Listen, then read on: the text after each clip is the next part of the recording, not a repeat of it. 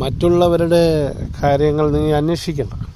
മറ്റുള്ളവരെ കുറിച്ച് നീ അവരെ ദ്രോഹിക്കണമെന്ന് ചിന്തിക്കണ്ട. അവരെങ്ങനെ ആയിക്കൊണ്ട് പോട്ടെ. പക്ഷേ നിനക്ക് നൽകപ്പെടുന്ന കാര്യങ്ങൾ നീ ഹൃദയത്തിൽ സൂക്ഷിച്ചുകൊണ്ട് നീ എൻ്റെ വിശ്വാസത്തിൽ നീ മുന്നോട്ട് പോവുകയാണെങ്കിൽ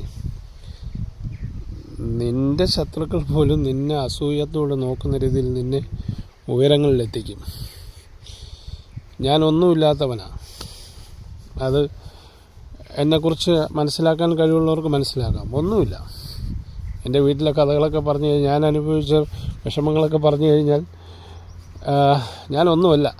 പക്ഷേ അവിടെ നിന്നുകൊണ്ട് എന്നെ ഉയർത്തി ഇഞ്ഞ് കൊണ്ടുവന്നിട്ടുണ്ടെങ്കിൽ ഞാൻ ക്രിസ്ത്യാനികളോട് മാത്രമല്ല,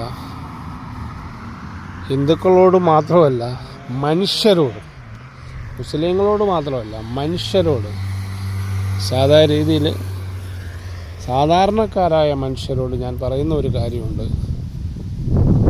ഞാൻ എന്തായി തീർന്നു എന്നുള്ളത് എനിക്കറിഞ്ഞൂടാ. പക്ഷെ ഞാൻ എല്ലാവരും ആഗ്രഹിക്കുന്ന ഒരു ലോകത്ത് സമാധാനത്തിൻ്റെ രാജ്യമായ ഫിൻലാൻഡിൽ എത്തപ്പെടണമെങ്കിൽ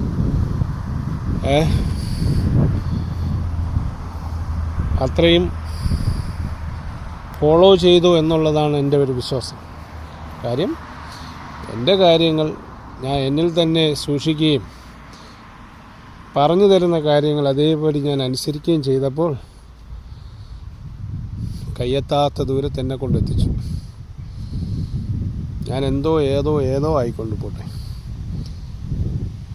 പക്ഷേ എൻ്റെ നാട്ടിലുള്ളവരെന്നെ കാണുന്നുണ്ടല്ലോ, എന്നെ മനസ്സിലാക്കുന്നുണ്ടല്ലോ. അത് ആ ഒരു വിശ്വാസത്തിൻ്റെ പുറത്താണ്. അച്ഛനമ്മയൊക്കെ ഒന്നും ഉണ്ടാക്കിയില്ല എന്ന് പറഞ്ഞ് നിങ്ങൾ വിഷമിക്കേണ്ട. അച്ഛനമ്മ സമ്പാദിച്ചില്ല, അതുകൊണ്ട് നമുക്ക് സമ്പാദിക്കാൻ പറ്റിയില്ലെന്ന് നിങ്ങൾ ഒരിക്കലും ചിന്തിക്കേണ്ട. പോയി ചെന്നിരിക്കുക, കുറച്ച് നേരം മുട്ടുമേലിരുന്ന് പ്രാർത്ഥിക്കുക. നിൻ്റെ ഹൃദയത്തിൽ പറഞ്ഞു തരും.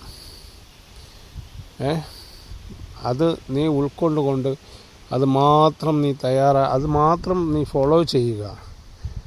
അതനുസരിച്ച് നിനക്ക് മാറ്റങ്ങളുണ്ടാവുമെന്ന് 100% ഞാൻ പറയുന്നു.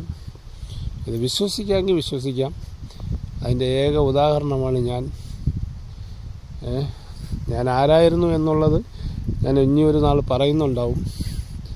അതിൽ നിന്നൊക്കെ വന്നത്, എന്നെ വിളിച്ചത് സത്യമായിട്ടും ഒരു പവറുണ്ട്.